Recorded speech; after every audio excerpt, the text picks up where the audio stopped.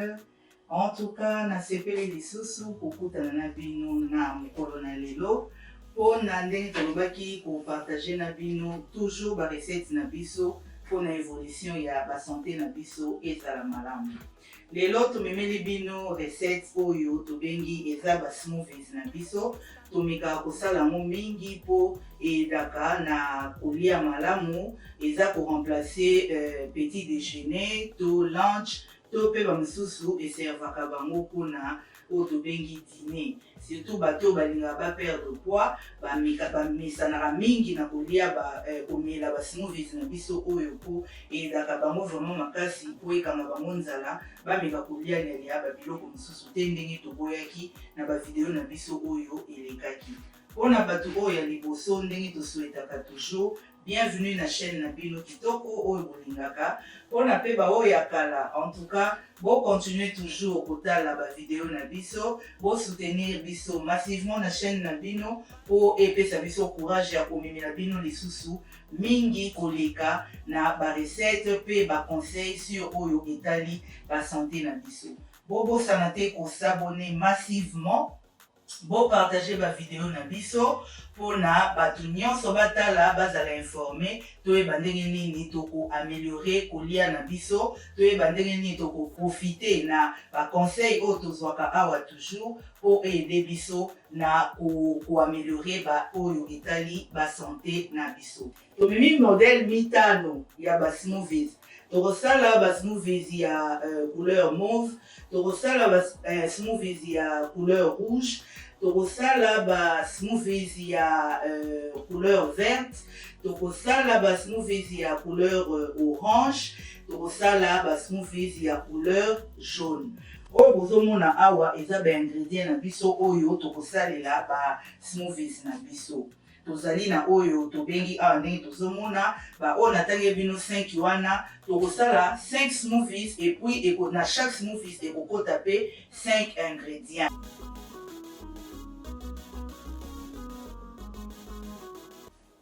Sans plus tarder ndenge tolobaki tokobanda na smoothies na biso numéro 1 oyo ezali ya couleur mauve. Mpona smoothies ya mauve toza na besoin ya ba blueberries oyo bozomona. Toza na besoin ya banane na biso to bitabe. Toza na besoin ya miel, tokozwa 2 lutu kuyere oyo tolelaka ya miel. Toza na besoin ya pati ya nguba mwamba et puis toza na besoin ya almond milk. Donc toso botangi bien baingrédients na biso eza 1 2 3 4 5. Ntango ozosala smoothies na yo il faut toujours kobandaka na miliki. Soko otya na liquide, soko otya milk obandi liboso na milk, soko otya mai obandi liboso na mai, soki okotia jus obandi liboso na jus. Basalaka bongo mpo nini enikama facilement.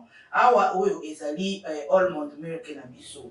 Tokotya juste vers katikati penza kutu te, mwa moke na se ya katikati. Omoni tobandi liboso na nini na biso, totie milk na biso liboso. Omoni na kotia mwamba.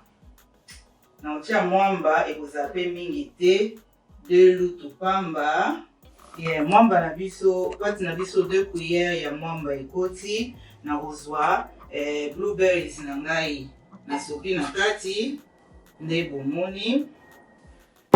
Na kozwa banane na ngai na tche, banane eza juste moko. Après na kozwa 2 cuillères na ngai oyo tolelaka ya miel. Omoni awa na tche 2 lutu na ngai.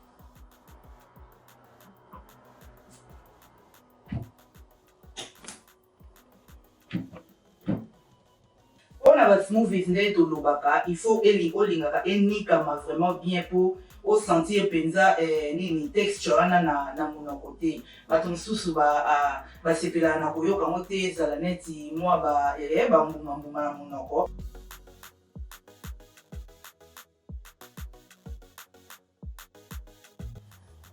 Omoni na biso ndenge enikami kitoko.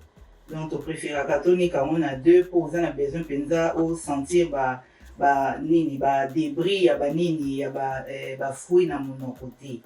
Bozomona nini na biso yango oyo ndenge ebimi vraiment kitoko ya couleur mauve.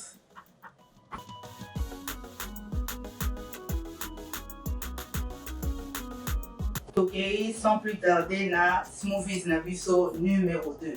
Smoothies numéro 2 tolobaki ya couleur rouge. Yango ezali tobenga yango smoothies ya ba antioxydant. Nde tolobaka toujours eyedaka na ba maladie ebele. Tobenga yango ndenge wana pourquoi parce que yango base nango ezalaka plus ba berries. Ba berries na biso toyebi ezalaka vraiment na ba antioxydant makasi. Yango tokosala yango sans plus tarder. Ndenge nalobaki tobanda toujours na milk. Mpo na milk en tout cas okoki koutilize miliki nyonso oyo yo olingi. Awa nasaleli lisusu kaka nini almond milk. Kobanda toujours na liquide liboso. Soko otie liquide mingi, smoothies na yo ekozala mwa mai. Soki mpo olingi ezala mai te ezala ya kokangama, ndenge nalobaki eremplaçaka vraiment repas mobimba. Olingi ezala kilo, okotia lait na yo kaka mokie. Donc nakobakisa kaka juste moke. Nakobakisa sikoyo ba berries na ngai. Nabakisi nini ba raspberries na ngai. Nabakisi ba fraise na ngai.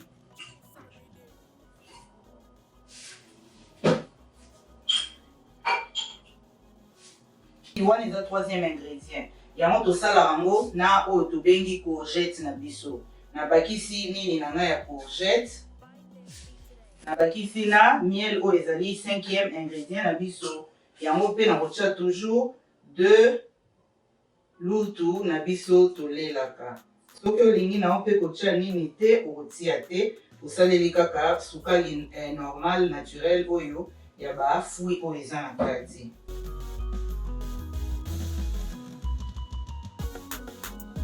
Omoni nde nalingaki oyo ezala mwa kilo, natiaki milk vraiment mingi te. Bino mo bozomona ndenge ebimi mwa kilo.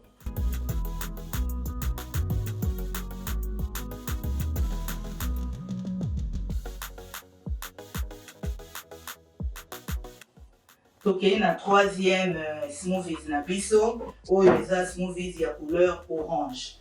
Ekotaka 5 ingrédients toujours ndenge nalobaki, toza na banane, toza na nini mangue, donc manga, bitabe, carotte, citron na coconut milk. Omoni to changer, liboso tosalelaki almond milk, sikoyo tosalela miliki ya kokoti. Tokosalela na citron. Citron eza ça dépend. Moto mosusu akolinga tia katikati ya citron, moto mosusu akolinga tia citron mobima. Oyo ezalaka vraiment malamu mingi surtout na ntango ya oyo moni ba hiver ntango ebandaka ntango tozwaka neti ba grippe. Yango eyedaka vraiment makasi jus oyo nini smoothies oyo eyedaka makasi mpona kotraite code na biso. Moto mosusu alingaka kotia ndenge nalobi katikati ou bien mobimba, mais nga natiaka mobimba po eyeda mpe vraiment mpona koperdre poids. Toujours kobanda na liquide po ebroye mpenza nini bien esenga liquide ifo ezala na se. Natie banane na ngai, natie mangue,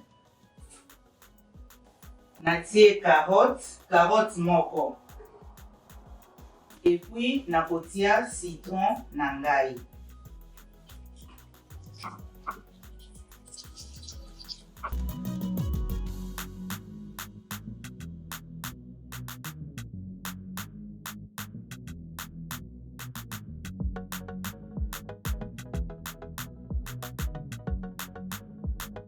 Instantly download after purchase.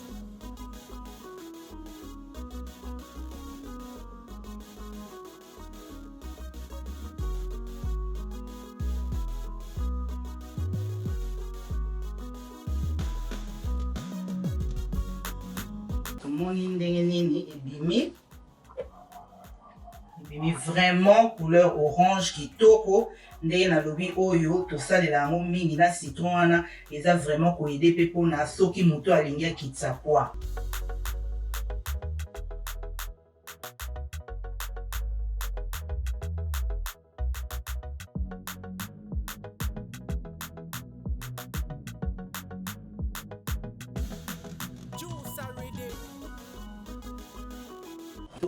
toleki na 4e smoothies na biso oyo ezali smoothies ya couleur jaune. Toza na banane na biso bitabe bomoni teme evandi libanda misusu ekomokoma ezalaki congélé komo se décongélé. Toza na oyo tobengi mangue na biso, toza na anana, toza na carotte mpe mokie. Awa tokotia kaka carotte ya mobimba te ya ndambu. Et puis toza na jus d'orange ndenge bomoni wana. Moto mosusu akoprefere asalela jus d'anana. Donc jus nyonso d'orange ou d'anana okoki kotia. Mais nga na preferaka jus d'orange ntango naosala anana. Soki naosala orange naosala jus d'anana mpona komixe mwa nini goût wana ekota na nini ba goût ezala un peu différent.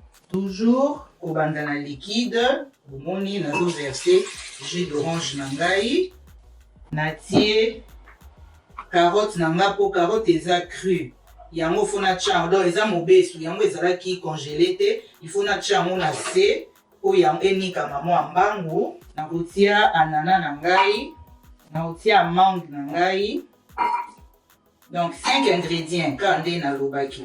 Et puis naoya kosukisa na bitabe na ngai.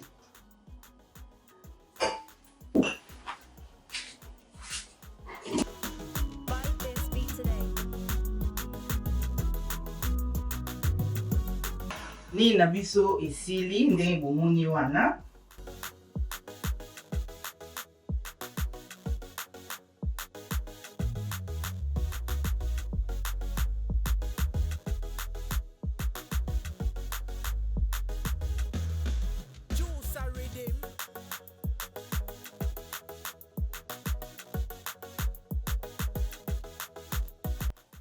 Cinquième smoothies na biso ndenge tolobaki smoothies ya couleur verte.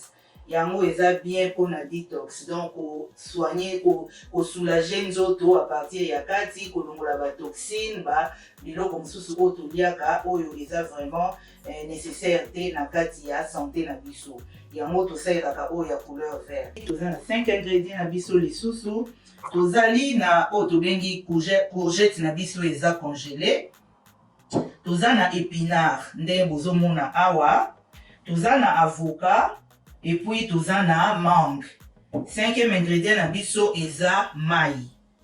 Bato mosusu batiaka milk ou bien nini miliki to ya ndeka tolobaki ya almond ou bien ba miliki nyonso kaka, mais ngai en tout cas soki naosala oyo ya konini ya detox na preferaka kosala ngo na mai. Na obanda na mai comme d'habitude liquide nde nalobaki. Soki olingi ezala mwa nini kilo okotia mai moke, soki olingi mpe ezala ya mwa mai okotia mai mwa mingi. Nde bomoni wana na bandi na mai na ngai, naye kotia mangue na ngai, naye kotia courgette na nga, nakotia avocat, épinard nakotia yango sima.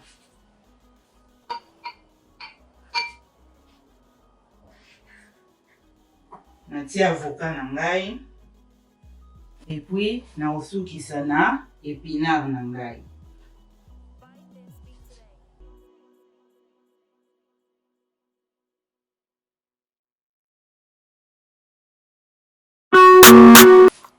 Bino bomoni kitoko makasi tellement nalingaki ezala vraiment mwa kilo natiaki mai mingi te. Bino bomoni ndenge ebimi vraiment kilo kitoko makasi.